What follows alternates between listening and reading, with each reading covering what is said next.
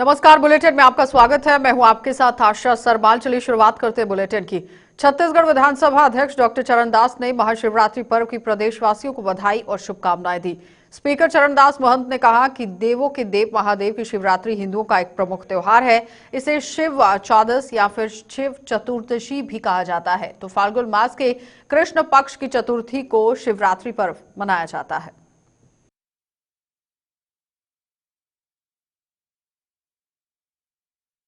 महाशिवरात्रि है। हमारे देवों के देव महादेव जी की आज बारात निकलनी है। आज हमारे भारत के साथ ही साथ पूरा विश्व आज के दिन बड़ी आस्था और विश्वास के साथ शिव जी को याद करते हैं। हम आप सभी को महाशिवरात्रि के पर्व की बधाई देते हैं, शुभकामनाएं देते हैं। भगवान से प्रार्थना करते हैं कि वो आपके परिवार को सुखी, संपन्न और खुशियों से भरपूर रखे। इसी प्रार्थना के साथ आप सबको प्रणाम।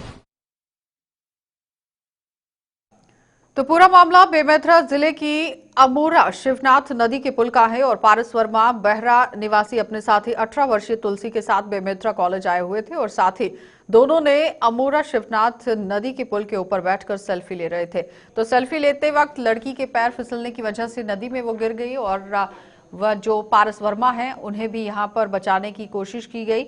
लेकिन आपको बताते चलें कि आसपास के लोग नदी में कूदकर दोनों को पानी से बाहर तो निकालने में कामयाब रहे, लेकिन 108 को बुलाने पर ईएमटी सरस्वती साहू ने सूझबूझ का परिचय देते हुए गोल्डन आवर में सीपीआर और ऑक्सीजन के माध्यम से दोनों की जान बचाने में महत्वपूर्ण भूमिका निभाई।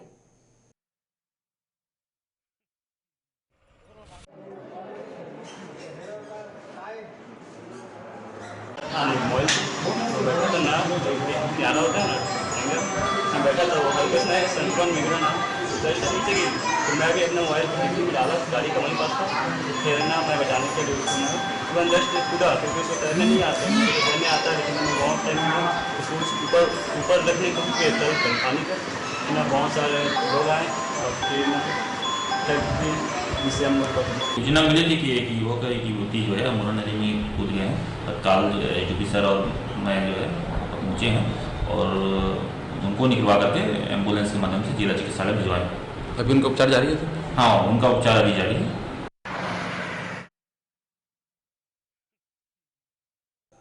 श्रद्धा और आस्था का प्रतीक राजीव माघी पुन्नी मेला का आज शिवरात्रि के दिन अंतिम शाही स्नान हुआ और हजारों श्रद्धालुओं ने त्रिवेणी संगम में मोक्ष प्राप्ति के लिए श्रद्धा और आस्था की डुबकी लगाई।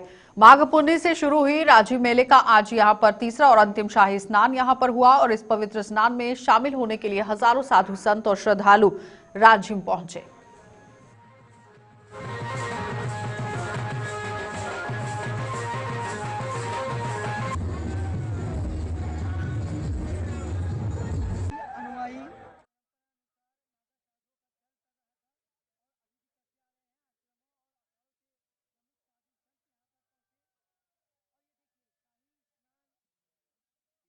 नदी से चले आ रहा है क्योंकि महाशिवरात्रि भगवान शिव जी का आज नहीं हुआ है, सतयुग की कहानी है। तो सतयुग लाखों वर्ष गुजर गए और उसी की परंपरा को लेकर हमारे महाकुंभ पर्व हरिद्वार में हर वर्ष जब महाकुंभ लगता है तो शाही स्नान शिवरात्रि के दिन निकलता है। आज भी हरिद्वार में निकला हुआ कुंभ मेला में और इसी प्रकार से जो परंपरा बना हुआ उसी के अनुसार में हम लोग भी यहाँ पे जब 2005 में पहला महाकुंभ पर्व बोला गया तो उसमें हम लोग आए थे और पता लगा कि भाई कुंभ मेला में क्या होना चाहिए। तो कुंभ मेला में हम लोग का होता है भाला का पूजा, उनके बाद भगवान दत्तात्रेय महाराज की पेशवाई जिसमें भगवान दत्तात्रेय विराजमान होते हैं, गणेश, हनुमान जी, गायत्री माता, इस प्रकार से पंच देवता उसमें भगवान भोलेनाथ विराजमान होकर जाते हैं। तो जांजगीर चांपा जिले में महाशिवरात्रि का पावन पर्व धूमधाम के साथ मनाया जा रहा है। जांजगीर चांपा जिले के ग्राम पीथमपुर स्थित भगवान शंकर के प्रसिद्ध मंदिर कलेश्वर नाथ में आज सुबह से ही भक्त कैलाश्वर नाथ की पूजा अर्चना करते हुए नजर आए। तो कोरोना संक्रमण की वजह से लंबे समय से मंदिर बंद थे और भक्त पूजा नहीं कर पा रहे थे, लेकिन कोरोना का संक्रमण कम होने की वजह से इस बार मंदिरों में काफी तरीके से भीड़ देखी गई। लोगों का तांता वहां पर देखा गया और बड़े ही हर्षोल्लास के साथ महाशिवरात्रि का पर्व आज मनाया गया।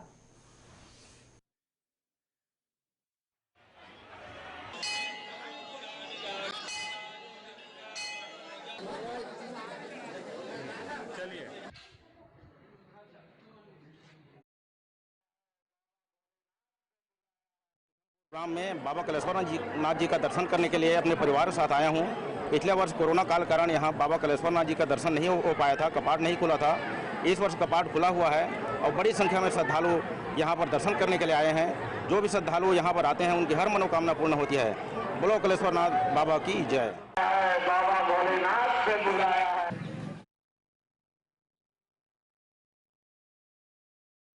तो केंद्र सरकार ने एक बार फिर से भूपेश सरकार की प्रशंसा की है और लोकसभा में कृषि मामले की स्थायी समिति ने प्रदेश में चलाए जा रहे गोधन न्याय योजना की सराहना की। साथ ही गोधन न्याय योजना को पूरे देश में लागू करने के सुझाव भी दिए गए। इस पर एक रिपोर्ट देखिए।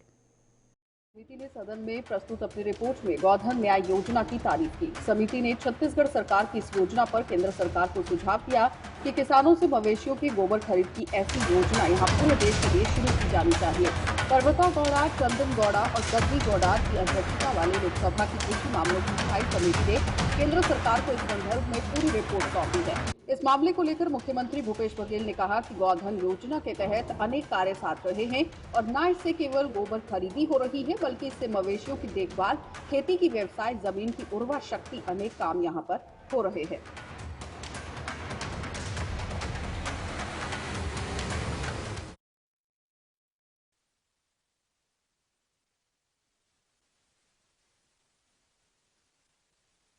कार्यक्रम से अनेक कार्य सतत रहे हैं, जिसमें केवल गोबर खरीदी नहीं हो रही है बल्कि वर्मी कंपोस्ट भी बनाया जा रहा है, मवेशियों की देखभाल भी हो रहा है, उसकी चारा की व्यवस्था भी हो रही है और उससे खेती भी बच रही है और ज़मीन की उर्वरा शक्ति भी बढ़ेगी और लोगों को रोजगार मिलेगा। तो एक काम से बहुत सारी समस्याओं का निदान हो रहा है। तो ये कार्यक्रम को पूरे भारत यदि स्थायी समिति ने रिकमेंड किया है तो बहुत सही किया है और पूरे देश को ये अपनाना चाहिए।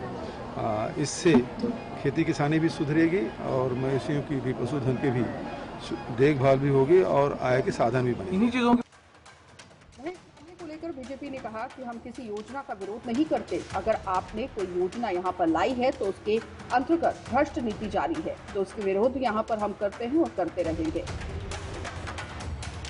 वो स्टैंडिंग कमेटी है और स्टैंडिंग कमेटी ने क्या निर्णय लिया है अभी मेरी जानकारी में नहीं है और ये मैंने यहाँ रायपुर अभी आने के बाद ही मैंने इसको पढ़ा है। मैं जानकारी मांगूंगा, लेकिन हर चीज का हम विरोध नहीं करते, हम विरोध करते हैं भ्रष्टाचार का। कोई योजना अगर आपने लाया है और उसके अंदर में भ्रष्ट नीति अगर हावी है तो ये हमारा विरोध रहेगा और आने वाले समय में भी रहेगा। कि आज अगर मान लीजिए आप गोबर खरीद रहे हैं, ठीक है गोबर खरीद रहे हैं, कभी आप बोलते हैं वो 10 रुपए में वर्मी नहीं बिकेगा तो हम 5 रुपए में बेचेंगे। तो आपके अंदर जो सरकार जो योजना ला रही है उसी के अंदर में कॉन्फिडेंस नहीं है, आत्मविश्वास नहीं है, तो क्या जनता को आप कन्विंस करोगे? आपके फैसले जो है वो दृढ़ होने चाहिए कि अगर आप छत्तीसगढ़ के हित के अंदर में कोई फैसले ला रहे हैं तो उसके अंदर दृढ़ता होनी चाहिए आपके अंदर में। जी आ रही है 13-14 को पदाधिकारी। आपको ये भी बताते चले कि मुख्यमंत्री भूपेश बघेल ने 20 जुलाई 2020 से छत्तीसगढ़ में गोबर को गोधन बनाने की दिशा में कदम उठाए हुए हैं और गोधन न्याय योजना की शुरुआत हुई थी। निरंतर इस योजना के माध्यम से ग्रामीण अंचलों में गोबर से वर्मी कंपोस्ट खाद, अन्य उत्पादों का निर्माण किया जा रहा है, जिसके माध्यम से रोजगार उपलब्ध हो रहे हैं। यही वजह है कि प्रदेशवासियों के चेहरे मुस्कान से खिल उठे हैं और छत्तीसगढ़ सरकार की सराहना हो रही है।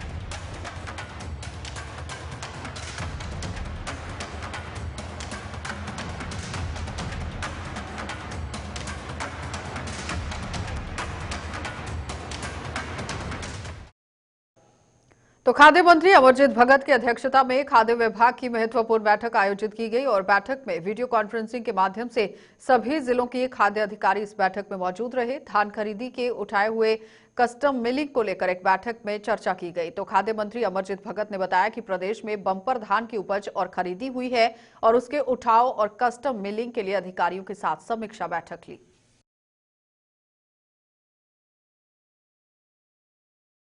छत्तीसगढ़ में इस वर्ष धान का बम्पर उत्पादन भी हुआ है, खरीदी भी हुआ है। 92 लाख मीट्रिक टन धान, जिसका समिति से उठाव और उसका कस्टम मिलिंग ये सब कराने के लिए हमने समीक्षा बैठक बुलाया था। जो सेंट्रल का FCI का कोटा है उसको भी पूरा करना है। स्टेट में जो नागरिक आपूर्ति निगम में चावल जमा करना है उसका भी कोटा पूरा करना है। सबका समीक्षा हम ले रहे थे कि किस किस धान खरीदी केंद्र में कितना कितना धान पड़ा हुआ है। तो जिले में महाशिवरात्रि को लेकर श्रद्धालुओं में भारी उत्साह नजर आ रहा है और नगर के प्रमुख शंकर मंदिर खेमगिर बाबा में सुबह से ही श्रद्धालुओं का तांता लगा रहा। नगर के हृदय स्थल पर स्थित जो कि खेमगिर शंकर मंदिर के बारे में कहा जाता है, इसकी स्थापना लगभग 200 साल पहले यहां पर हुई थी और मारो वाले महंत द्वारा इसकी स्थापना की गई थी। तो लगभग आधे एकड़ में बसे हुए इस मंदिर की ख्याति बाबा खेमगिर के नाम से प्रसिद्ध है, जिनके मंदिर में बगल में ही मठ स्थापित किया गया और नागा बाबा हर वर्ष शिवरात्रि के हर वर्ष यहां पर भोज का भी आयोजन करते हैं।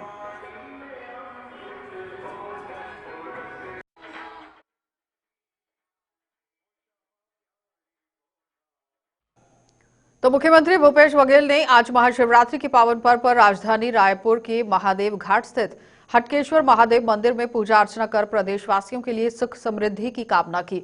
महाशिवरात्रि के अवसर पर मंदिर में विशेष साज सज्जा की गई और मुख्यमंत्री ने मंत्रोच्चार के बीच भगवान शिव की आराधना की और इस अवसर पर उन्होंने प्रदेशवासियों को महाशिवरात्रि पर्व की बधाई और शुभकामनाएं भी दी। महाशिवरात्रि के पावन पर्व पर सभी प्रदेशवासियों को बहुत बहुत बधाई, शुभकामना। जितने भी भोलेनाथ के मंदिर हैं, शिवालय हैं, आज विशेष रूप से उन्हें सजाया गया है और श्रद्धालु हजारों की तादाद में प्रत्येक शिवालय में जा रहे हैं और अपनी मनोकामना पूरी कर रहे हैं। मैं सबको बहुत बहुत बधाई देता हूँ।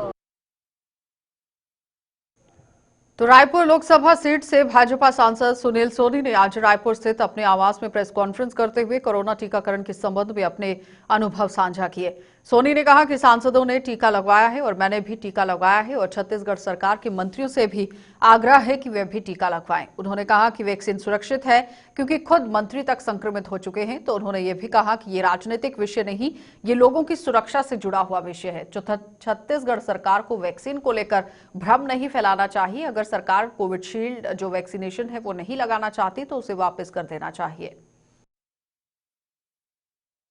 2 दिन पहले मैंने भी वैक्सीन लगवाया है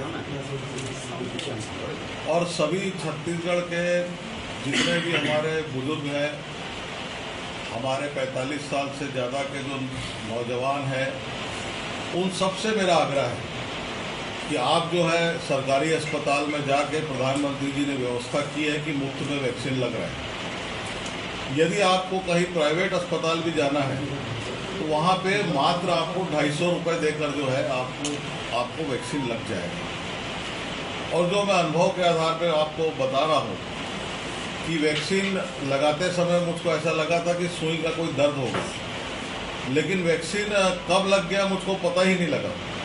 और मैंने पूछा वैक्सीन आप लगाई है तो बोले लग चुका है आपको। तो इसके अंदर में कहीं भी किसी प्रकार की तकलीफ नहीं है। मैं आपके सामने बैठा हूँ और उसके बाद में 1 महीने बाद में आप जो है वो दूसरा डोज लीजिए। ये कोरोना से बचने के लिए जो स्वदेशी। चलिए बुलेटिन में फिलहाल इतना ही, इजाजत दीजिए, नमस्कार।